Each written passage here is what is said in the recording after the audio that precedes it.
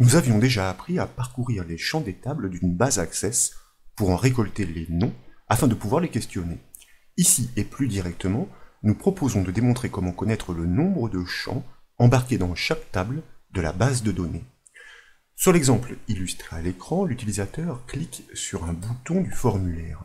Et aussitôt, une synthèse est dressée dans une zone de texte enrichie. Elle liste les noms de chaque table, et pour chacune, comme vous pouvez le voir, le nombre de champs qui la composent. Nous proposons d'appuyer l'étude sur une base de données Access constituée de quelques tables hébergeant des champs différents. Et bien sûr, cette base est offerte au téléchargement depuis le site bombache.fr. Une fois que vous l'aurez ouverte, je vous invite dans le volet de navigation à double-cliquer sur le formulaire F-Parcourir pour l'exécuter. Nous découvrons donc ce formulaire destiné à récolter les informations sur le nombre de champs contenus dans chaque table de cette base de données. En consultant le volet de navigation sur la gauche de l'écran, vous remarquez que cette base est composée de 6 tables et de 2 requêtes. Nous parcourons aussi les requêtes puisqu'après tout, ce ne sont que des tables spéciales. Le traitement que nous devons entreprendre doit intervenir au clic sur le bouton du formulaire intitulé « Récupérer ». Les nombres de champs avec les noms des tables correspondantes doivent donc être restitués dans la zone de texte à gauche du bouton. Nous devons commencer par associer une procédure événementielle à ce bouton. C'est la raison pour laquelle je vous invite à gauche du ruban accueil à cliquer sur la flèche du bouton affichage, dans les propositions à choisir le mode création, sur le formulaire en conception à cliquer sur le bouton récupérer pour le sélectionner, dans l'enchaînement à activer l'onglet événement de sa feuille de propriété pour pouvoir cliquer sur le petit bouton associé à son événement, au clic, et dès lors, dans la boîte de dialogue qui suit, nous choisissons le générateur de code que nous validons avec le bouton OK.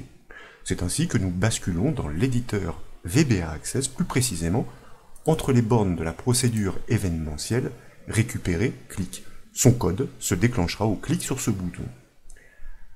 Maintenant, nous avons besoin de variables pour piloter la base de données, ainsi que ses tables et ses requêtes.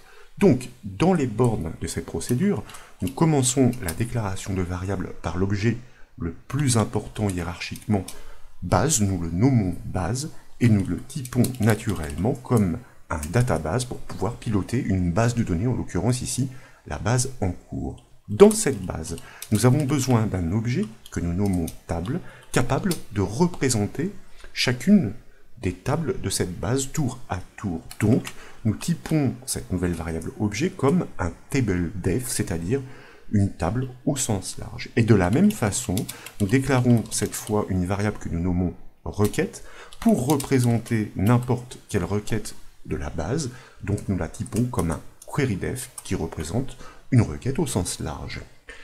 Dans l'enchaînement, nous pouvons initialiser quelques variables et un objet, en l'occurrence notre zone de texte enrichie sur le formulaire se nomme données, sans accent. Nous allons réinitialiser son contenu propriété value à vide, si d'aventure nous avions fait quelques manipulations précédentes. Et puis, nous devons initialiser notre objet base pour qu'il puisse piloter la base de données en cours, ce que nous faisons en l'affectant grâce à la fonction VBA currentDB, qui représente bien la base de données en cours. Et désormais, notre objet base hérite des propriétés et méthodes pour pouvoir piloter cette base. Comme elle est initialisée donc sur la base en cours, nous pouvons exploiter maintenant la variable table dans une boucle for each, déclarer en conséquence cette variable table pour parcourir la collection des tables de cette base. Donc, nous initialisons une boucle for each sur notre variable table pour pouvoir la faire parcourir la collection, lui faire parcourir la collection des tables de cette base, donc dans in, et grâce à notre objet base qui a instancié la classe permettant de piloter la base de données en cours, constatez que désormais, eh bien, des propriétés et méthodes se manifestent. Celle qui nous intéresse, c'est la propriété TableDef, qui représente la collection des tables dans cette base, que nous parcourons donc grâce à cette boucle for each que nous pensons tout de suite à bien borner, sauf que nous souhaitons ignorer les tables système comme nous l'avions vu dans un volet précédent. Elles sont toutes préfixées des 4 lettres my6, donc, et nous allons exploiter la fonction left sur le nom de la table en cours d'analyse, comme vous le savez, propriété name, pour pouvoir analyser les 4 premiers caractères en partant de la gauche, fonction left, et pour nous assurer que ces 4 premiers caractères ne valent pas la suite des lettres M6, donc. Dans ces conditions, si l'inégalité est effectivement avérée, nous savons qu'il s'agit d'une table normale, qu'il ne s'agit pas d'une table système, et donc nous pouvons poursuivre le traitement dans les bornes de cette instruction conditionnelle. Grâce aux propriétés héritées par l'affectation implicite de notre objet table, nous allons maintenant pouvoir restituer pour chaque table son nom et le nombre de champs qu'elle héberge. Bien sûr, nous souhaitons inscrire ces informations dans la zone de texte enrichie du formulaire, et nous l'avons vu, elle se nomme données. Et comme il s'agit d'une zone de texte enrichie, ce sont des balises HTML classiques qui permettent de réaliser quelques facéties de mise en forme.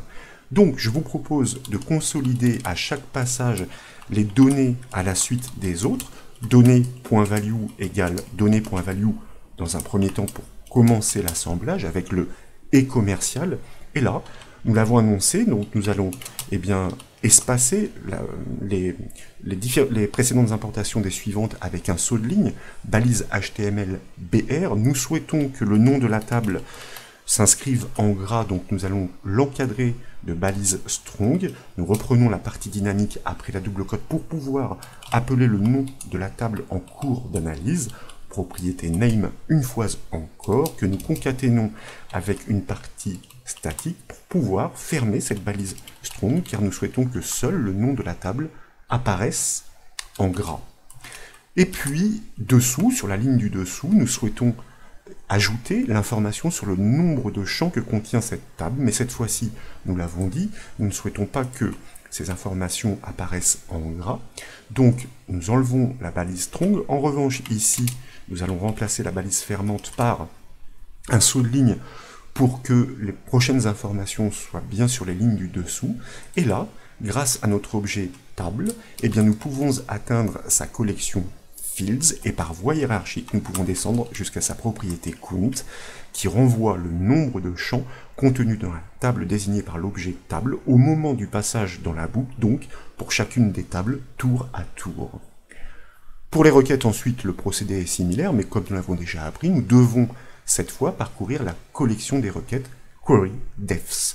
Donc, nous allons entreprendre ici un copier-coller, histoire d'adapter minutieusement le code. Tout d'abord, nous ne parcourons plus les tables, mais les requêtes. Il faut bien borner en conséquence notre boucle for each. Et donc, il ne s'agit plus de la collection table defs, mais de la collection query defs. Et à l'intérieur, cette fois-ci, il n'y a pas de requête système.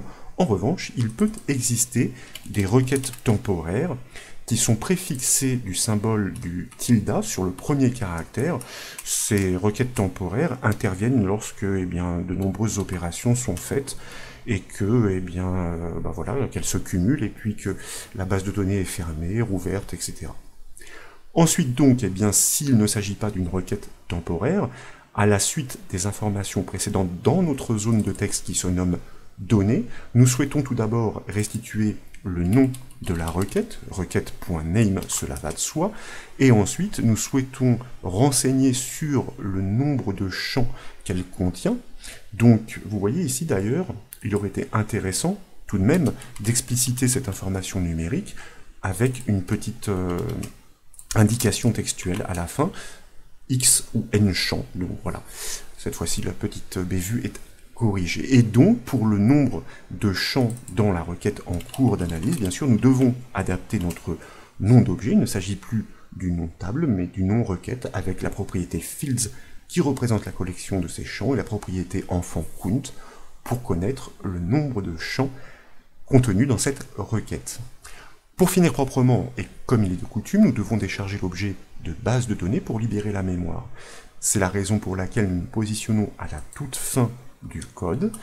Nous appelons de nouveau notre objet base, nous exploitons sa méthode close pour fermer cette base de données ouverte en mémoire, et nous allons même la décharger complètement de la mémoire en la réinitialisant, comme vous le savez, mot-clé 7, à nothing. C'est ainsi que nous la détruisons, cet objet. Nous pourrions aussi réinitialiser à nothing, ce sera encore plus propre, notre objet table et notre objet requête, mais ça, nous en avons l'habitude.